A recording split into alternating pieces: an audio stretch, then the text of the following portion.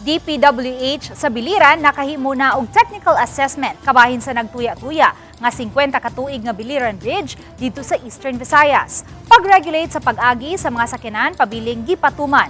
Ang report ni Nico Sereno. Gamit ang BIV o Bridge Inspection Vehicle nga gikan sa DPWH Region 8, naghimo na kagahapon og technical assessment sa 50 ka tuig nga taytayan nga nagdugtong sa Biliran Island Province sa mainland Leyte.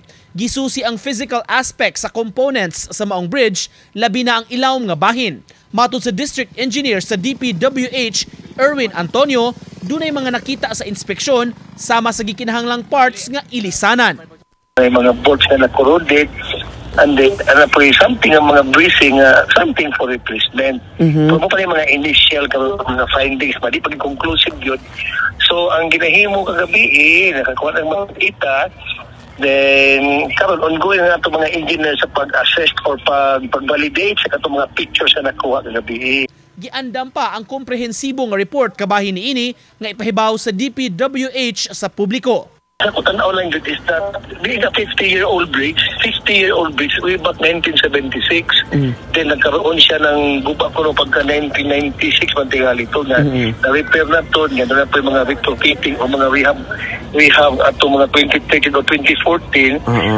Niabot yung panahon na di kita maka-expect na all the components nga magkakaroon sa well until labi na kay it is exposed manggod sa dagat nga itil pagid siya nga design. Ang giklaro ni Engineer Antonio, padayon karon ang pag-regulate sa entry sa mga sakyanan nga mangagi.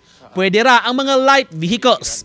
Ang gidili, mga heavy vehicles sama sa mga truck. Sa mga pampasaheroan, gihangyo ang pagkanaogyod sa mga pasahero nga maimutabok sa taytayan. Dayon kun mahimo, sugato na sab sa lain nga bus sa atbang. Definitely, the bridge is still passable. The bridge, ang mga tao magatabok gihapon ganito kanang we just following the regulation nga amo giset lang in order to ensure the safety of the motorist. Nico Sereno, Balitang Bisdak.